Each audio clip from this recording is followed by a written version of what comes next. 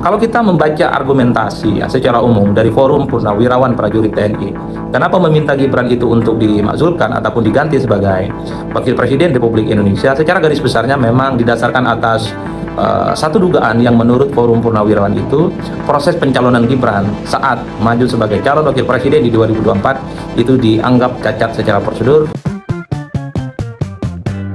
Bismillahirrahmanirrahim. Assalamualaikum warahmatullahi wabarakatuh.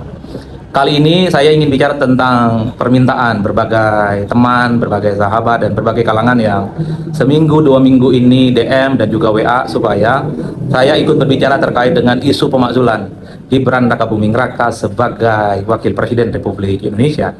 Jadi ketika ada Forum Purnawirawan Prajurit TNI beberapa waktu yang lalu secara resmi bersurat kepada pimpinan DPR, secara resmi bersurat kepada pimpinan MPR meminta supaya Gibran itu diberhentikan ataupun diganti posisinya sebagai Wakil Presiden Republik Indonesia. Ini tentu menjadi isu yang cukup liar dan menjadi isu yang sangat menarik diperguncingkan karena sampai detik ini isu pemakzulan terkait dengan posisi Wapres itu tentu menjadi isu liar dan tentu saja menjadi perdebatan yang tidak berkesudahan. Kalau kita membaca argumentasi ya, secara umum dari Forum Purnawirawan Prajurit TNI, kenapa meminta Gibran itu untuk dimakzulkan ataupun diganti sebagai Wakil Presiden Republik Indonesia, secara garis besarnya memang didasarkan atas satu dugaan yang menurut Forum Purnawirawan itu proses pencalonan Gibran saat maju sebagai calon Wakil Presiden di 2024 itu dianggap cacat secara prosedur karena didasarkan atas putusan Mahkamah Konstitusi nomor 90 2023 yang saat itu dinilai cacat etika dan seterusnya dan seterusnya. Yang kedua, Gibran dinilai tidak memiliki pengalaman yang cukup hebat, dinilai pengalamannya hanya sebatas wali kota Solo beberapa tahun dan kemudian lompat menjadi wakil presiden. Secara garis besar itu adalah argumentasi yang kita baca di media soal usulan dari Forum Purnawirawan Prajurit TNI kepada DPR dan MPR untuk mengganti Gibran sebagai wakil presiden.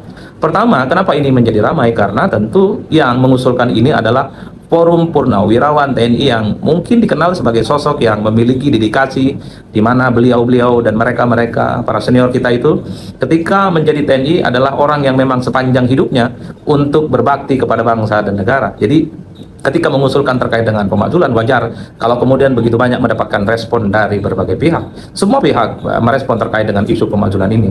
Tapi secara prinsip menurut saya yang pertama, kenapa menjadi ramai? Usulannya itu secara resmi disampaikan ke DPR.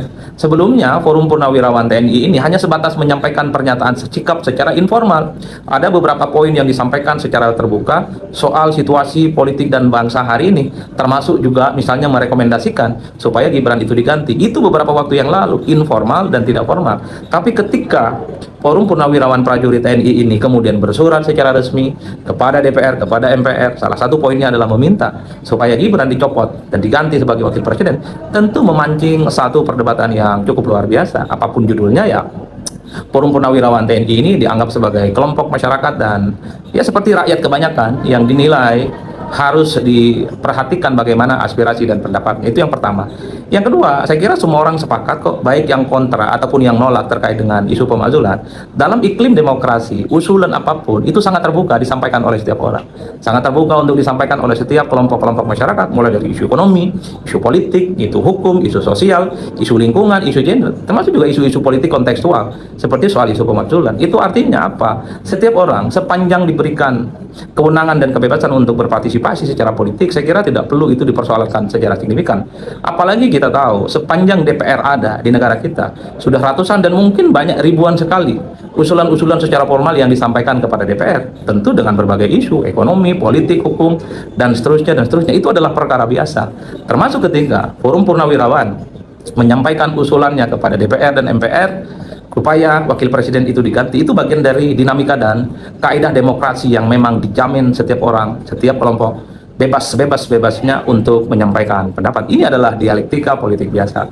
Meski kita tahu bahwa selama ini ketika begitu banyak aspirasi yang seringkali disampaikan kepada DPR dan MPR memang hanya dianggap sebagai angin lalu, tidak di follow up, tidak disikapi, dan kemudian dianggap sebagai sesuatu yang mungkin dianggap tidak terlampau penting. Tapi terlepas dari itu, ketika Forum Purnawirawan sudah menyampaikan ini kepada DPR, ya tentu suka tidak suka DPR dan MPR ditunggu oleh publik responnya apa. Apakah usulan pemakzulan ini akan diterima? ditolak atau diambangkan alias diabaikan. Tentu kita akan melihat bagaimana proses-prosesnya ke depan. Karena kalau kita mendengarkan sejumlah argumentasi yang disampaikan oleh anggota Dewan, misalnya anggota Dewan dari PKB mengatakan setiap surat yang ada di DPR pastinya akan dibicarakan. Dan itu mungkin akan dikonfirmasi terkait dengan pihak-pihak yang mendapatkan surat itu. Dan mungkin politisi PDIP mengatakan bahwa sangat mungkin usulan semacam ini akan dibacakan di forum paripurna. Itu adalah sikap resmi ataupun sikap pribadional dari sejumlah anggota Dewan terkait dengan pernyataan atau usulan dari pemakzulan itu. Kalau kita mendengarkan dari kawan-kawan Golkar, tentu kawan Golkar menolak. Katanya wakil presiden itu tidak memiliki alasan-alasan atau wakil presiden itu tidak terindikasi apapun, tidak melanggar hukum, tidak melanggar konstitusi yang bisa dijadikan sebagai alasan untuk dilakukan pemakzulan, macam-macam. Yang ingin saya katakan adalah ini adalah bagian dari aspirasi dari masyarakat secara umum. Itu sah dalam koridor demokrasi. Nah, yang kedua yang ingin saya katakan, ini secara ilmiah dan secara ilmu politik. Kalau kita belajar ilmu politik dalam sistem presidensialisme, jadi sistem presidensialisme seperti yang kita anut saat ini, di mana presiden dan wakil presiden itu dipilih secara langsung oleh rakyat, maka mekanisme menurunkan presiden ataupun wakil presiden, dan dalam hal ini adalah wakil presiden, itu tidak diperbolehkan menggunakan mekanisme parlemen. Kenapa? Karena yang memilih langsung wakil presiden dalam hal ini adalah salah satunya Mas Gibran atau Gibran Raka Buming Raka adalah rakyat secara langsung. Jadi dalam kaidah politik yang berhak mencabut mandat Gibran itu adalah rakyat secara langsung yang saat pemilu di 2024 yang lalu berpartisipasi terkait dengan pemilu. Bukan parlemen yang memang tidak ikut serta memilih Gibran sebagai wakil presiden. Itu yang saya sebut sebagai sistem presidensialisme. Ada satu istilah yang disebut dengan fixed term. Artinya dalam sistem presidensialisme di mana presiden dan wakil presiden ketika dipilih langsung oleh rakyat, sikap ataupun sistem pemerintahannya itu tidak bisa dijela, tidak bisa dijeda, ataupun tidak bisa diturunkan di tengah jalan sebelum kekuasaannya berakhir. Fixed and term. Jadi sekalipun ada masyarakat, kelompok masyarakat yang merasa tidak puas dengan wakil presiden saat ini Gibran, itu tidak bisa diberhentikan di tengah jalan. Nunggu 2029 bisa diganti Gibran dengan cara-cara prosedural, yaitu dengan cara pemilu dan tidak memilihnya lagi. Itu sistem presidensialisme. Kecuali kita itu menganut sistem parlamentarisme. Dalam sistem parlamentarisme seperti di negara-negara lain misalnya, jadi seorang pemimpin, sebut saja mungkin dia adalah Perdana Menteri, adalah mereka yang kemudian kapanpun bisa dicabut oleh parlemen, oleh dewan, karena yang memilih seorang pemimpin adalah anggota dewan, bukan rakyat secara langsung. Itu dalam sistem parlementer. Oleh karena itu, kalau kita bicara tentang kaidah ilmu politik dalam sistem presidensialisme, di mana wakil presiden yang sepaket dengan presiden dipilih langsung oleh rakyat, tak ada cerita bisa diturunkan di tengah jalan. Ini kalau kita bicara tentang ilmu politik. Hanya sistem parlementer lah yang kemudian memperbolehkan seorang pemimpin diberhentikan di tengah jalan sebelum masa jabatannya berakhir oleh parlemen atau anggota dewan. Itu yang pertama.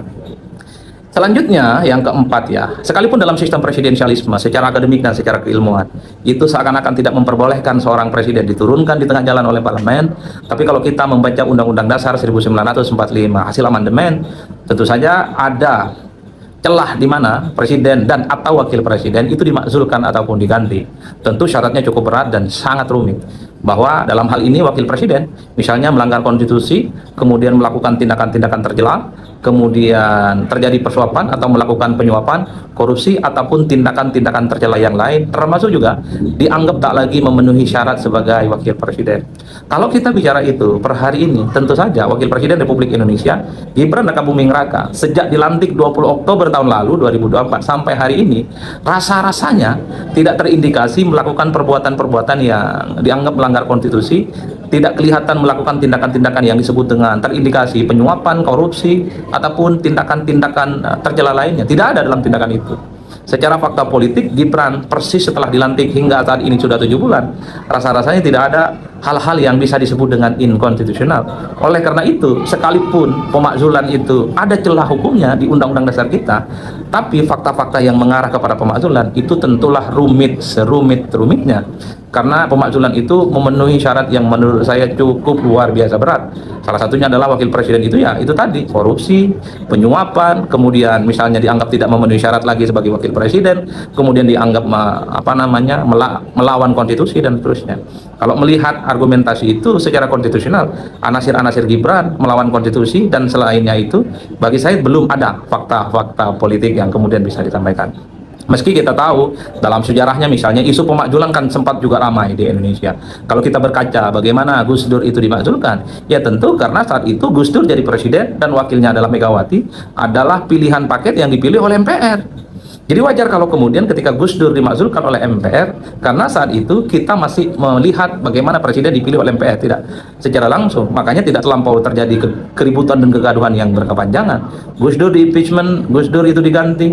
Tentu setelah ya Gus Dur itu dinyatakan bersalah secara politik, yang kemudian membuat Gus Dur itu harus diganti posisinya sebagai presiden dan diganti sekali lagi oleh MPR. Sempat suatu waktu ada muncul rumor dan isu yang ada di DPR untuk mengganti dan memakzulkan wakil presiden Republik Indonesia saat itu adalah Pak Budiono yang menjadi wakil presidennya Pak SBY. Tapi ingat, isu pemakzulan terkait dengan Pak Budiono yang terindikasi dan dikait-kaitkan dengan kasus Senturi itu tidak kuat, karena satu, SBY sangat kelihatan sekali memproteksi Budiono, dan yang paling penting Partai Demokrat sebagai partai penguasa saat itu memberikan perlindungan politik yang cukup luar biasa, sehingga kalau ada fraksi-fraksi yang kelihatan secara gestur ingin mengusulkan soal terkait dengan pemakzulan terkait dengan Budiono, biasanya politisi Partai Demokrat suka pasang badan, itu dianggap sebatas hore-hore dan hanya sebatas riak-riak yang kemudian dianggap tidak terlampau penting. Dan terbukti hingga akhir kekuasaan politiknya Pak Budiono sebagai wakil presiden itu selamat dan tidak pernah misalnya bisa di-impeachment terkait dengan isu yang dikaitkan dengan Senturi. Nah, itu adalah contoh-contoh kasus yang terkait dengan isu pemakzulan, isu mutakhir pemakzulan pasca reformasi.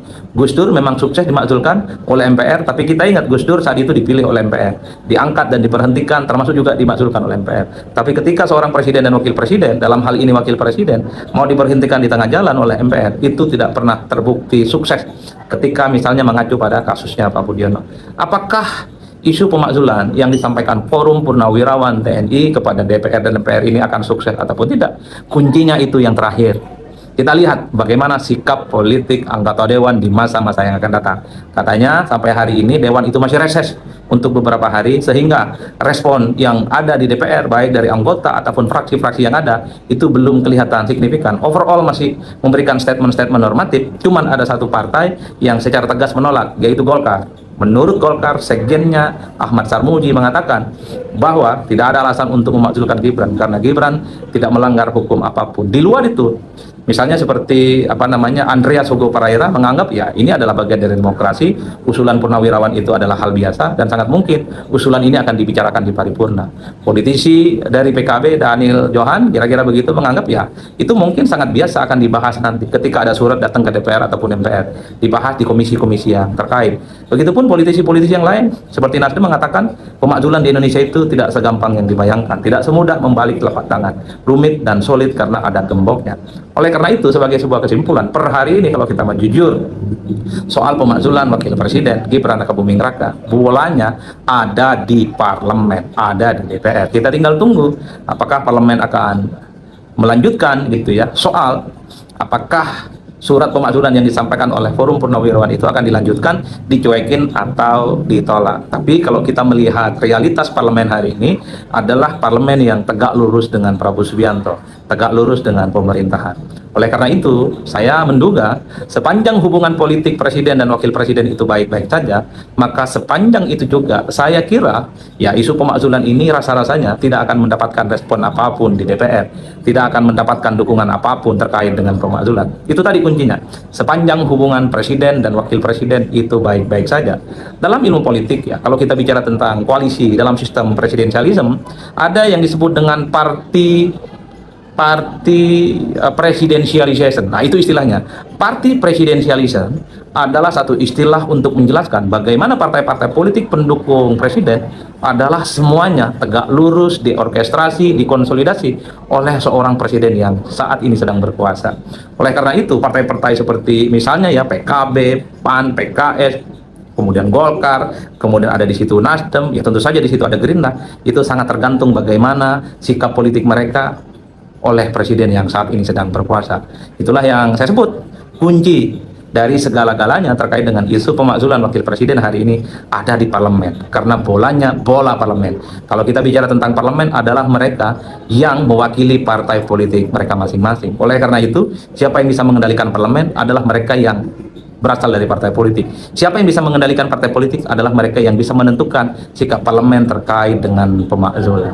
Saya kira di situ menurut saya ikut berkontribusi bagaimana terkait dengan isu pemakzulan Wakil Presiden Republik Indonesia Gibran Rakabuming Raka yang saat ini menjadi berita yang cukup luar biasa. Kalau kita melihat tanda-tanda politiknya per hari ini, apakah karena reses, apakah karena ini suratnya baru masuk ke DPR dan MPR, rasa-rasanya belum ada satupun anggota dewan yang misalnya mendukung soal isu pemakzulan ini menjadi inisiatif DPR. Karena kalau kita membaca undang-undang, isu soal pemakzulan itu adalah harus inisiatif atau diusulkan oleh DPR, tapi harus persetujuan 2/3 dari anggota dewan kalau ada forum paripurna. Per hari ini tak ada satupun anggota dewan yang menyatakan setuju dan mendukung terkait dengan pemakzulan. Itulah kalau kita melihat realitas per hari ini memang belum ada kelihatan tanda-tanda anggota dewan yang setuju dan mendukung terkait dengan pemakzulan ini. Semuanya normatif, semuanya senyap, dan semuanya adem ayem. Kata kuncinya adalah pemakzulan ini bola liarnya ada di DPR. Siapa yang bisa mengendalikan dan mengontrol DPR, dialah yang kemudian akan menentukan segala-galanya. Kita tahu kan siapa yang menggerakkan dan bisa mengonsolidasi DPR. Ia itu adalah yang kemudian akan menentukan segala-galanya. Ini tataran politik normatif di Indonesia yang perlu diwaspadai. Sesuatu yang kelihatan mustahil, sesuatu yang kelihatan tidak mungkin, itu kelihatan sangat mungkin terjadi di kemudian hari.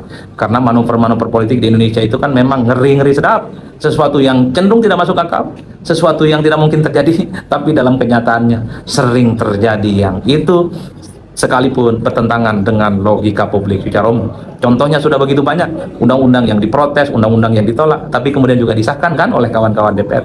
Kita tinggal tunggu per hari ini DPR itu anyep, masih sangat adem ayem, tidak ada apapun yang mengarah kepada isu pemakzulan. Tapi itu tadi yang perlu diantisipasi dan diwaspadai. DPR ini kan kumpulan para politisi. Jangan-jangan sesuatu yang senyap, sesuatu yang adem itu menyimpan sesuatu yang tidak pernah dikonfirmasi oleh publik. Sebagai sebuah kesimpulan, celah untuk pemakzulan itu memang ada, di undang-undangnya memang ada, tapi ingat, itu cukup berat. Karena wakil presiden itu harus ada beberapa syarat, misalnya melanggar konstitusi, korupsi, penyuapan, tercela, dan seterusnya dan seterusnya. Per hari ini rasa-rasanya itu tidak ada indikasi apapun yang mengarah kepada wakil presiden. Tapi sekali lagi ini hitungan politik normatif. Kita tidak pernah tahu apa yang kemudian terjadi di kemudian hari. Politik kita itu memang penuh dengan kejutan.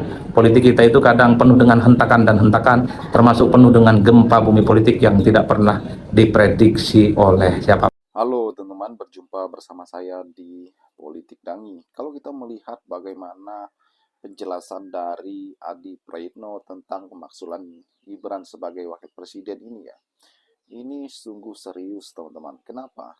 Forum Purnawirawan TNI ini tidak main-main.